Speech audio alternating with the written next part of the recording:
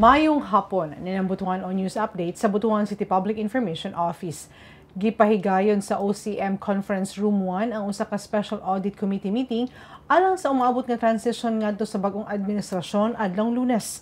Tumong niini nga formal nga ipaila-ila ang mga bagong miyembro sa City Audit Committee, sugdan ang formal nga turnover gikan sa mga miaging miyembro ug maglatid og klarong direksyon alang sa padayon nga trabaho sa City Audit Committee ubos sa bagong administrasyon. Gipahigayon usab kini aron ipahibalo ang mga prioridad nga angay tutukan sa audit plan ug ilatid ang audit plan nga gimugna para sa City Government of Butuan.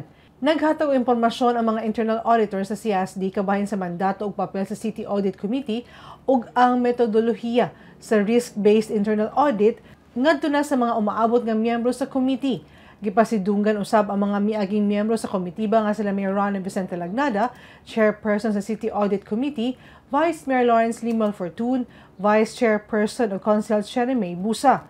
Gitambungan sab ang meeting nila City Councilor o Vice Mayor-elect Reynante de Shata ug mga City Councilors-elect Attorney Dindo Odarbe, Marlon Labis ug Attorney Rema Bordeos. Kining inisyatibo sa City Internal Audit Services Department ang gipanguluhan ni March Bellor, isip tigdumala sa departamento.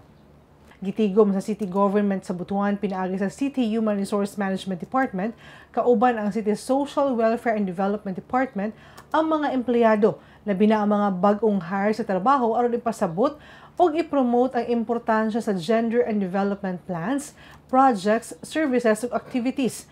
Asa dunay dakong partisipasyon sa paghatod o serbisyo. Ang GAD training nagdala sa tema nga Transforming Workplace Culture, Integrating GAD Principles and Work Ethics. Asa nahimong resource speakers ang mga abogado nga sila Attorney John Christopher Pizarro nga naghisgot o nagpasabot kalabot sa GAD Fundamental Principles ug Attorney Clark J. Lim nga nagpasabot kalabot sa GAD-related laws.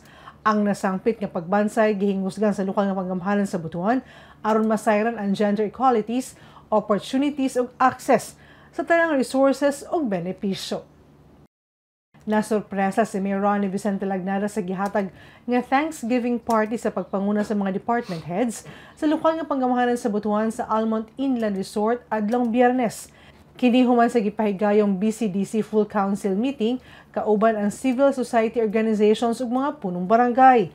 Usa-usa nga nagpaabot sa pasalamat ang pipila ka department heads, punong barangay, si Vice Mayor Lawrence Fortun, Congressman Jose Aquino II ug City Councilor Ray de Shata. O mga mga updates ng adlaw alang sa mga updates, i-follow i-like ang official Facebook page, TikTok, Instagram o subscribe sa YouTube channel sa Butuan City Public Information Office. Ako si Charmaine Awitan. Daghang salamat.